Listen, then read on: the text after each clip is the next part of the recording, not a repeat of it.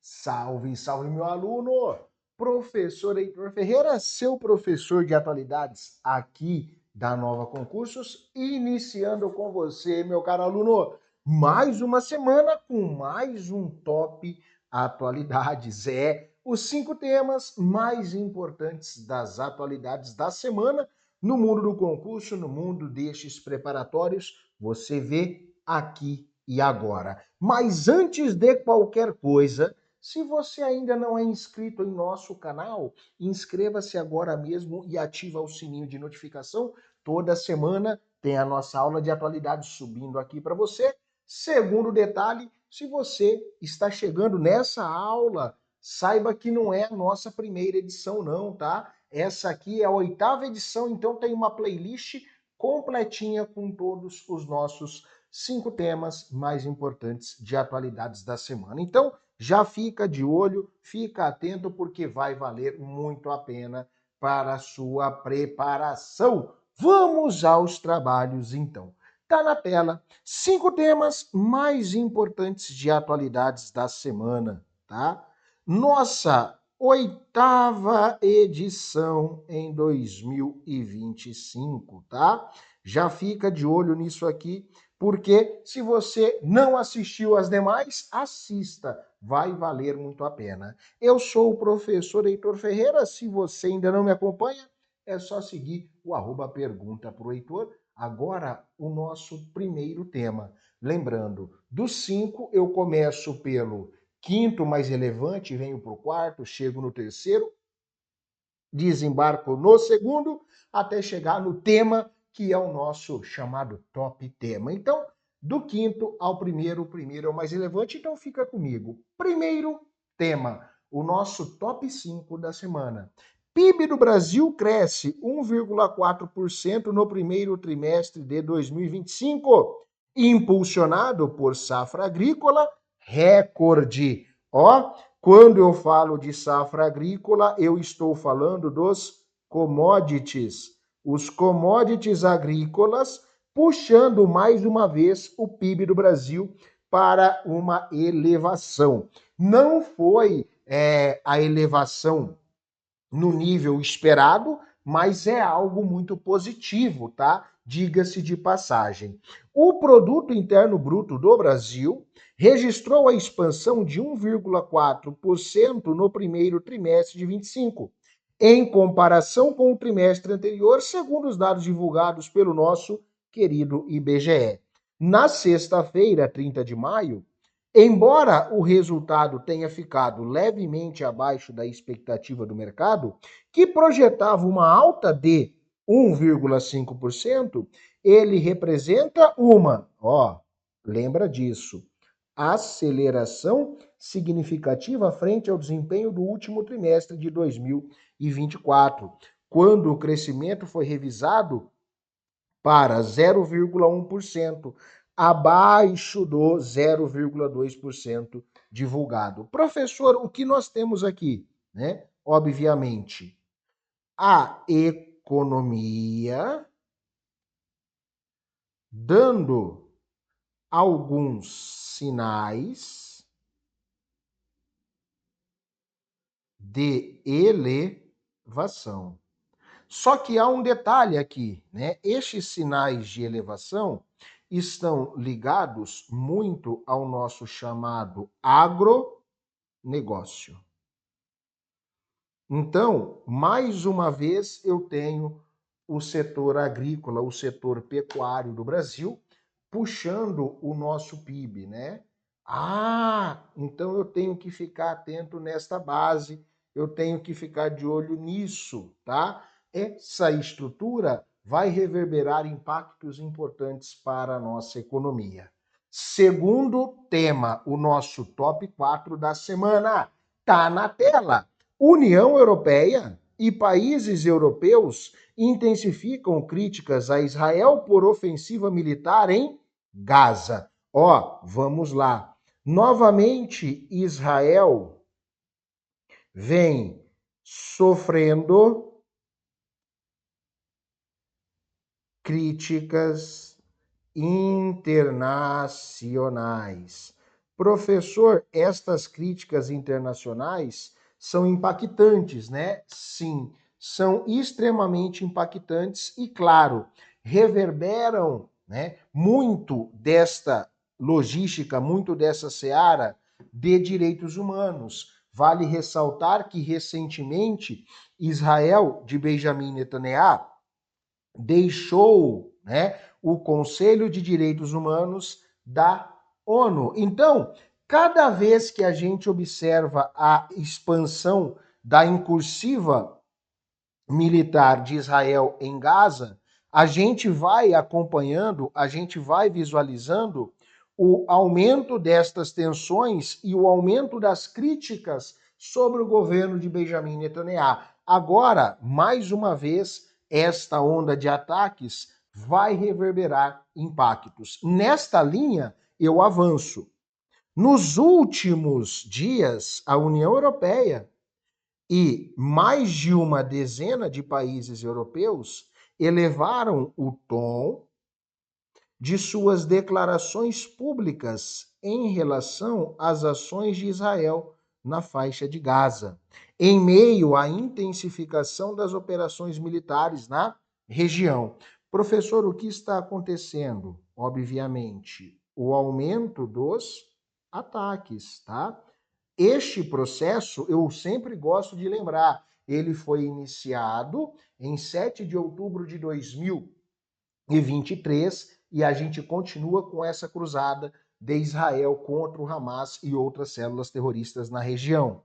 A retórica mais firme representa um movimento de crescente pressão diplomática sobre o governo israelense, especialmente diante do agravamento da crise humanitária.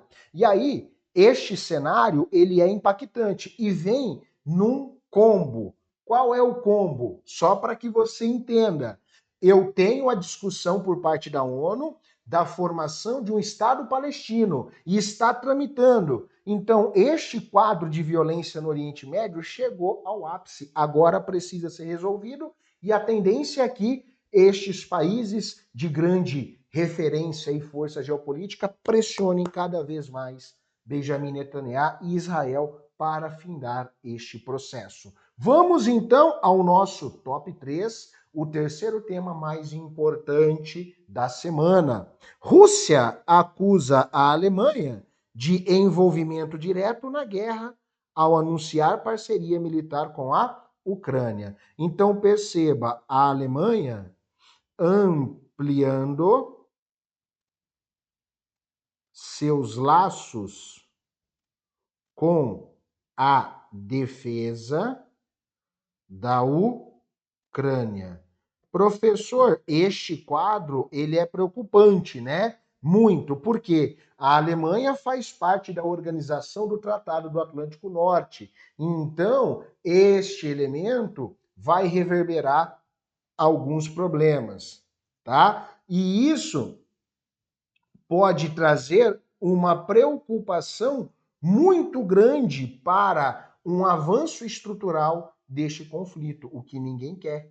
Uma escalada ainda maior de violência deste conflito que já está em curso desde o dia 24 de fevereiro de 2022, né? Hoje aí a gente já pode colocar como a guerra de repercussão e desdobramento internacional mais longeva, né? Porque a gente tem aí este quadro que é um quadro altamente preocupante para esta geopolítica, tá? Então a gente tem que ficar muito atento. Dito isso, eu volto para a nossa notícia. O ministro das Relações Exteriores da Rússia, o Sergei Lavrov, afirmou que os recentes anúncios do governo alemão demonstram de forma inequívoca o envolvimento direto da Alemanha no conflito entre Rússia e Ucrânia. Ó, se isso de fato acontecer, eu vou ter uma escalada no conflito, tá? E essa escalada é muito preocupante, porque a guerra pode ganhar aí uma outra base de repercussão. A declaração foi feita em entrevista à emissora estatal russa, em resposta à decisão de Berlim de fornecer tanques de combate a Kiev e de iniciar, em parceria com o governo ucraniano, o desenvolvimento conjunto de mísseis de longo alcance. Então, o que nós temos aqui, né? Alguns países europeus fornecendo mais recursos para a Ucrânia. Aqui há um fator que eu gosto de ressaltar, né?